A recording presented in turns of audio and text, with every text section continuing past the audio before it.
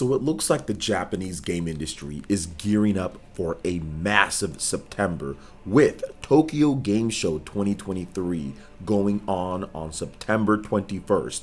We have gotten confirmation updates from Level 5 themselves saying that they have a stacked show on a lot of anticipated games that are coming out. For example, games like Inazuma 11 Victory Road, which has just been eternally delayed for quite some time. In addition to Megaton Musashi Wired, Fantasy Life, and the game that I think is going to be one of the best new IPs we've seen in quite some time, and that is Decapolice. So this is shaping up to be a huge Tokyo Game Show, and there's actually been a lot of thoughts around the industry since we didn't get E3 and some of the shows that would normally have more Japanese content maybe haven't had as much, like PlayStation shows and Nintendo Directs every now and then not having everything.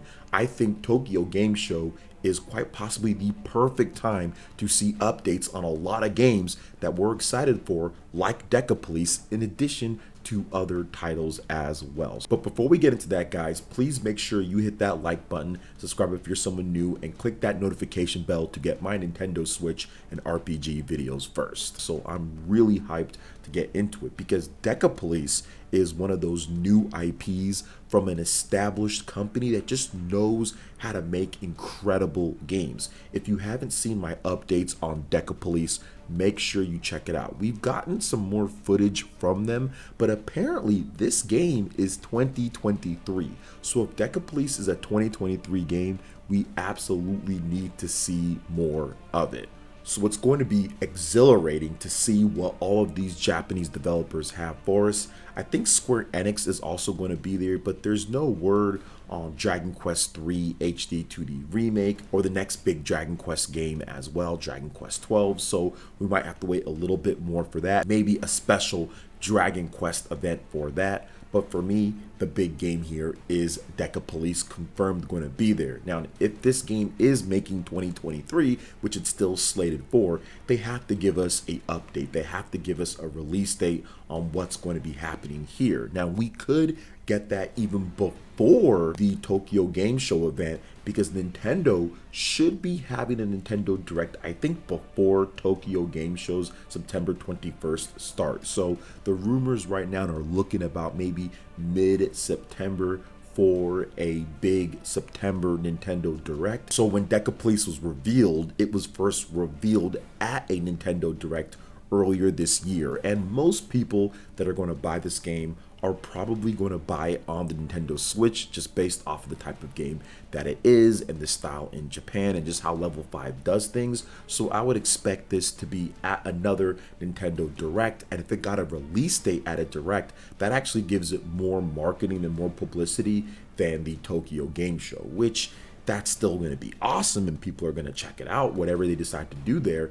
But the Nintendo Directs just get so many more eyes and people watching for that finely tuned and crafted type of presentation that you just really can't get the same thing with Tokyo Game Show, considering how long the event is and how scattered it is on all the different games and publishers. So it's a very different style than getting it in terms of information directly at a Nintendo Direct. So if Decapolice is coming out this year, which I still think that it will.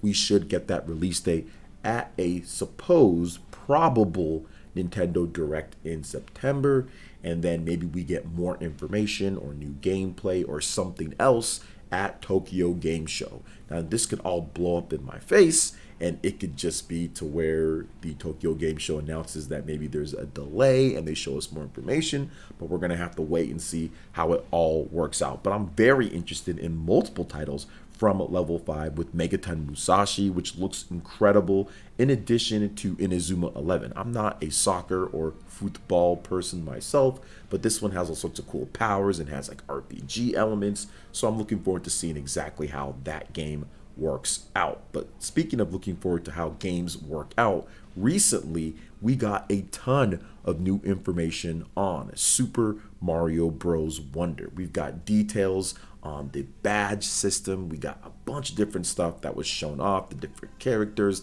the levels, how the Wonder Seeds work, the exact plot, what's going on. It is just mind-blowing, the amount of content and the amount of things in this game. It's really cool. It's just awesome what they've done. And there's been press that have gotten hands-on time with Super Mario Bros. Wonder, and they just seem thrilled about how this game is really shaping up. And the thing about this is that I've talked to people online, they're like, wait a minute, why did they even have this type of event? Like, people were already sold on it. But I think that, well, yes, the core gamers, the big Mario fans, yeah, we're sold on it. We're like, heck yeah, we're buying it day one. Not everybody is that way, and they need to show more.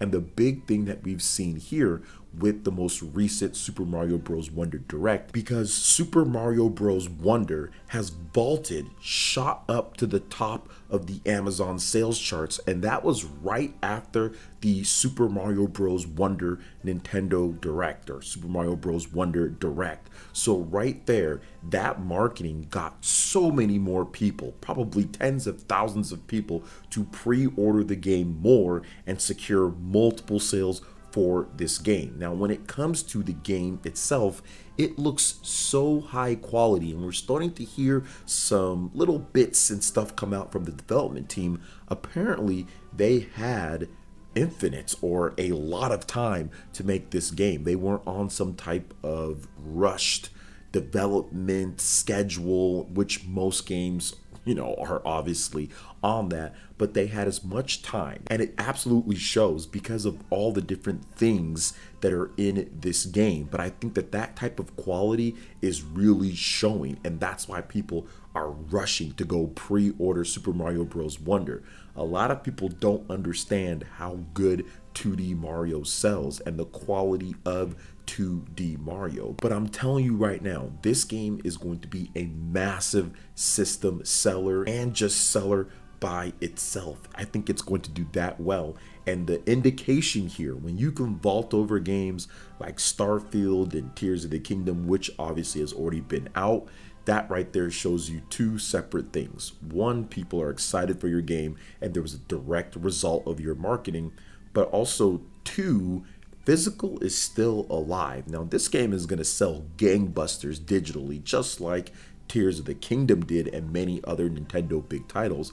But physical wise, a lot of people are going to pick up this and play it old school cartridge style in their Nintendo Switch, like it's Super Mario on the Super Nintendo or something like that, right? So a lot of people want that experience. So when I hear stuff like people saying, oh, well, Nintendo's going to go all digital or type of weird things like that, when are they going to? This will be the last generation. I don't think so, because we're seeing huge physical sales within the millions of units of physical sales of Nintendo hardware and pre-order numbers that are staggering on physical websites that release retail games like Amazon, Best Buy, Walmart. All of these have incredible pre-order numbers for physical Switch games. So I think that Switch and physical is still alive, it's still well, and I feel that Super Mario Bros. Wonder is going to be one of those games that, yes, it's going to do phenomenal digitally, but physical wise, it's going to do insane physical. It's going to be incredibly good. So to see that it's jumping over games that recently released, like Madden and like Tears of the Kingdom and these other type of games that came out, Starfield, that's already a really good sign that the marketing is working and physical is here to stay. So I'm excited to see what else comes of this and like the sales once October drops.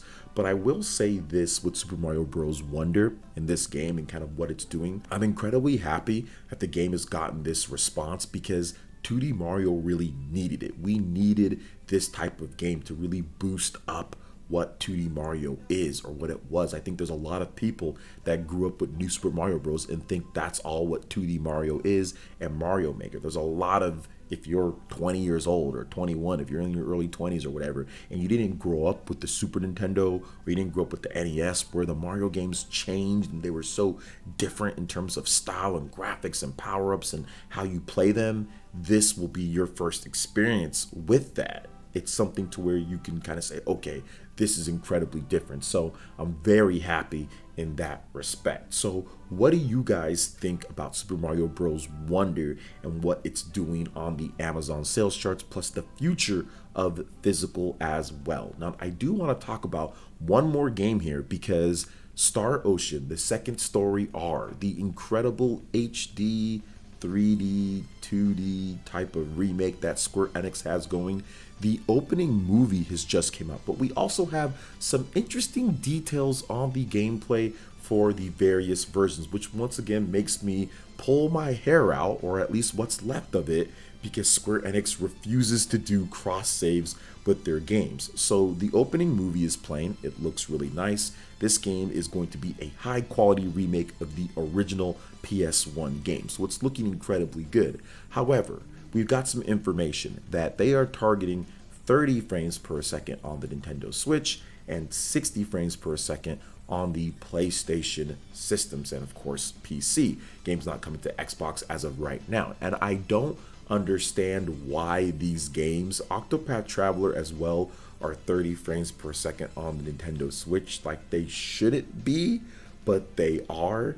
So that's something that you need to understand, or you need to know. It's very similar to Octopath Traveler, where it's 30 frames on the Nintendo Switch and it's 60 frames on other platforms. Now, that might be a deal breaker for some. For me, I just buy both of them anyway, just because, one, I just like to support these type of classic inspired or even classic games, but it kind of sucks for Switch fans out there that want to have that type of experience at 60. Now, once again, it's still going to be an incredible game, and these games usually run really solid from Square Enix on the Nintendo Switch, so I don't think it's going to be too big of a problem for most people, but it's definitely something that you should know about the game if you're deciding on where you're going to buy the game. PS4, PS5, PC, or Switch, there is a frames per second difference there, targeting 30 on Switch, 60 on other platforms. So I'm still gonna buy both of them, just like I bought Octopath Traveler 2 on Switch and on PlayStation 5, but it's just something that I wish that, one, there was cross save so I can play the PS5 version than the Switch version on the go, but also two, I think that the Switch is strong enough to where this type of game, I mean, it's a remake of a PS1 game, can run at 60 frames, considering we got stuff like Splatoon and Super Smash Brothers and Super Mario Odyssey that are like full 3D graphics and everything, and those ones run at 60 frames per second. So I'm not sure what's going on there. Hopefully with the next Switch system, which I'm pretty sure they'll fix that, whatever it is, with that Unreal Engine and the HD 2D or whatever they're using for this game as well. So what do you guys think about all the information that we went over here? Let me know in the comment section below. Also, make sure you hit that like button, subscribe if you're someone new, click that notification bell, and check out our other big videos, like the top 25 Nintendo Switch games, or some of the 25 underrated hidden gems on the Nintendo Switch. Thank you so much for watching, and we'll catch you for the next one. Peace.